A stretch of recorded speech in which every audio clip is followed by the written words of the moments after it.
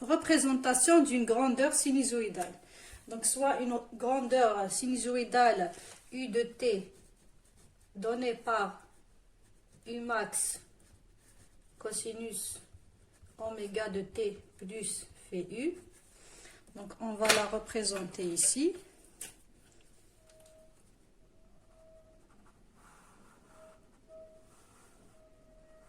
Donc, ça, c'est U de t. Donc, nous avons ici l'axe des temps en secondes. Ici, c'est U de t. Donc, nous avons U max, c'est la valeur maximale du signal, qu'on appelle aussi l'amplitude. Donc, elle est là. Ça, c'est U max. La valeur efficace, U efficace, elle est donnée par 1 sur t, l'intégrale de 0 à t de U de t au carré dt, racine. Donc, si on calcule cette valeur efficace pour une grandeur sinusoïdale, on va trouver que c'est U max sur racine de 2. Donc, U efficace, c'est la valeur efficace. Donc, je pourrais dire que U max, c'est U efficace racine de 2. Donc, ici, je pourrais dire que U de t, c'est U efficace racine de 2 cosinus oméga de t plus phi u. Maintenant, la pulsation oméga. Donc, oméga, c'est quoi? C'est la pulsation du signal. La pulsation, donc c'est une vitesse angulaire, elle est donnée par des radians par seconde, qui est égale à quoi?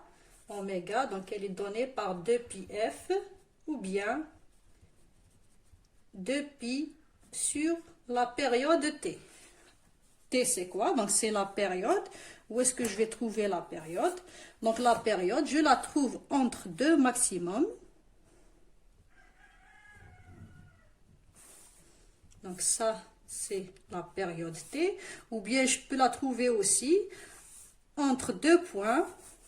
Donc, quand la courbe coupe l'axe des temps dans le même sens, je peux dire que ça, c'est aussi la période T. Voilà. Donc, T, c'est la période. Donc, elle est donnée en secondes. F, c'est la fréquence. Donc, F est égal à 1 sur T. Donc, l'unité, c'est des Hertz. Pour un signal de fréquence de 50 Hertz, par exemple, si je prends F égale 50 Hertz, je vais avoir une période, T est égal à 1 sur 50, qui va me donner une période de 20 millisecondes. Donc, je vais avoir de là, donc si je prends ça 0, là, je vais avoir 20 millisecondes. Ah, plutôt ici. Pardon, c'est pas ici. Donc, ici, je vais avoir 20 millisecondes. Donc, si je considère l'axe en radians, si je considère ici en radians, donc la période pour un signal sinusoïdal, c'est 2π. Donc là, je vais avoir pi sur 2 et 3π sur 2. Très bien. Oméga de t plus phi u, c'est la phase instantanée. C'est la phase instantanée. Donc, elle est donnée en radians. Donc, c'est tout simplement la position du signal en radians. Phi u, c'est la phase à l'origine. à l'origine des temps, c'est-à-dire la position de ma courbe par rapport à t égale à 0. Donc, elle est donnée en radians, par exemple, ou bien en degrés. Par exemple, ici, pour la première courbe, nous avons une fonction cosinus. Donc, à t égale à 0, donc je n'ai pas de décalage. À t égale 0, j'ai u de t est égal à u max. Donc, il suffit de remplacer dans l'équation. À t égale à 0, cosinus de 0 plus phi u est égal, fois u max est égal à u max. Donc, je vais avoir, donc u max, je vais le simplifier avec u max. Cosinus de phi u est égal à 1, donc phi u est égal à 0.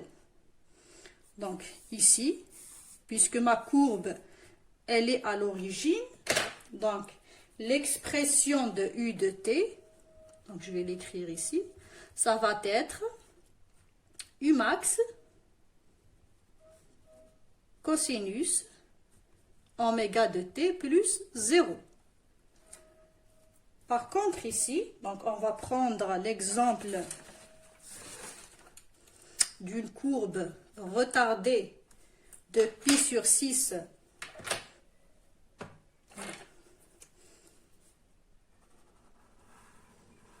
Donc voilà ma courbe.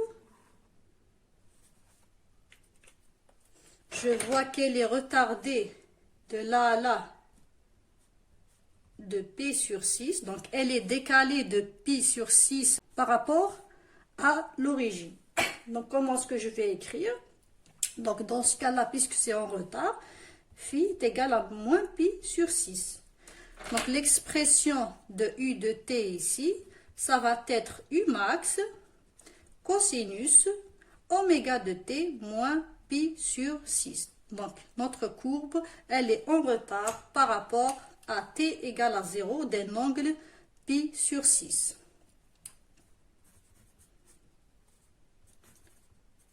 Pour le troisième exemple, nous avons donc la même courbe cosinus qui est décalée cette fois-ci vers la gauche de combien? Elle est décalée de pi sur 6. Donc je vois le maximum. Donc il apparaît avant t égale 0. Donc là, nous avons un décalage de pi sur 6 vers la gauche. Donc là, c'est une avance. Donc elle est en avance. Donc c'est une avance de quoi? De pi sur 6. Donc dans ce cas-là, phi égale à plus pi sur 6. Et u de t, je vais l'écrire comme étant u max cosinus oméga de t plus pi sur 6. Donc là, je n'ai pas de décalage à l'origine. Ma courbe, elle est à u max, à t égale 0, à valeur de u de t, c'est u max. Par contre, donc phi u est égal à 0. Par contre, dans la deuxième courbe ici, nous avons un décalage de pi sur 6 vers la droite. Donc, nous avons un retard de la courbe. Donc, je vais écrire u de t égale u max cosinus oméga de t moins pi sur 6. Pour l'avance, donc j'ai ma courbe qui est décalée vers la gauche. Donc, je vais avoir plus pi sur 6.